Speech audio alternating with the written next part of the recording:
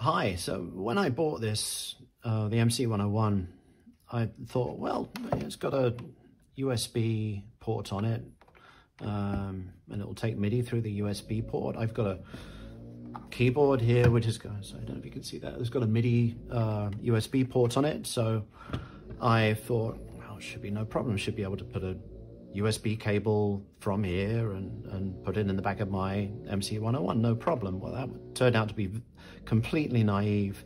What I didn't realize is that for USB, you have USB host and you have USB devices, right? And you can have one or more USB devices attached to one USB host, and you always need that USB host to be there to mediate, send the signals around in the proper places.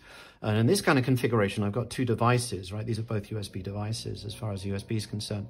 And so I can't send signals directly from the keyboard to the Roland box without having that USB host mediate all of the signals and so forth. So what I did after much research and wringing of hands, I bought this thing, and I haven't actually taken this out of the box yet, but I'm going to take a look at it and see whether or not this solves my problem.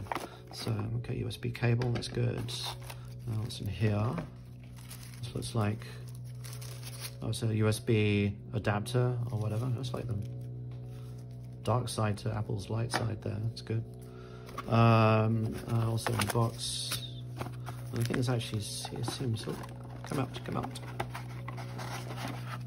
Seems pretty small, which is good. So this is the thing. So what this is a USB MIDI host.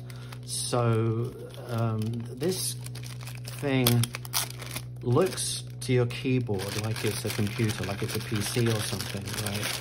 So you can plug your keyboards into here, and it's like you're plugging it into a laptop, into a PC or something like that.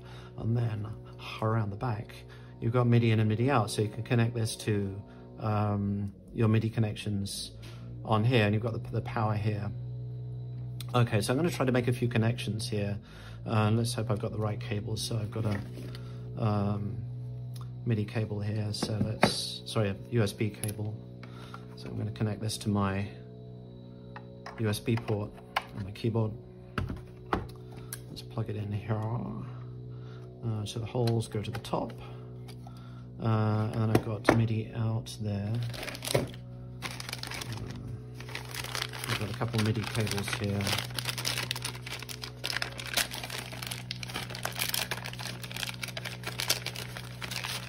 Red or blue? Which one? Which one should we do? Let's do red. Okay, so I'm going to do a MIDI out to, I guess it goes to MIDI in on this, right? So is that how it works? I would think so, because it's like a daisy chain, right? Oh, well, we'll try it. If it blows up, never mind. Okay, so do that. I'm kind of excited getting this thing working. I'll take my power cable. Take that. And we'll plug it in here. Where's the power? There it is. Plug that into the power on the back. And it goes. And I usually run everything off one of these things, one of these power brick things. So let's plug that in there and see. Oh, green light. Green lights are good. We like green lights.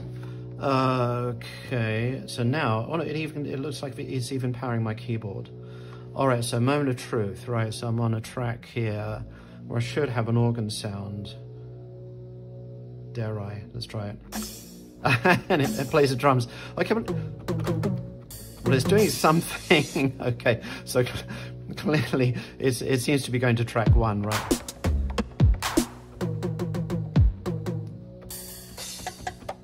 I can't even tell if it's the same drum sounds. Well, it appears to be doing something, right? Which is good. I have to sort out the MIDI routing after the fact, but at least, yeah, it seems that it is now at least allowing my keyboard to talk with the mc-101, which is exactly what I wanted. So great. If I get time, I'll try to do a follow-up video where I figure out what's going on with this and try to fix the routing and so forth to make this thing actually work and be able to play something through the keyboard. Okay, meanwhile, thanks for watching. Okay, so later that day, I figured it out. So it's in the utility menu, shift filter, system. And if we go down here somewhere, there should be some MIDI options here. We start to get into the MIDI menus here.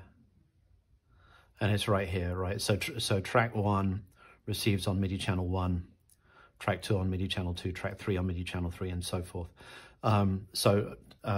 If I knew how to change it on the keyboard, there's probably a way, but haven't checked that. But if there's a way to change it on the keyboard, I could just get this to transmit on channel 3, and then that would send to track 3. But I can change it here. So let's switch this. Let's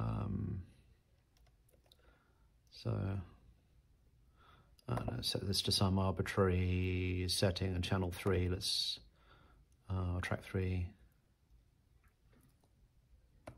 Let's set to track 1. So hopefully now I should have. Yeah, indeed. Yeah.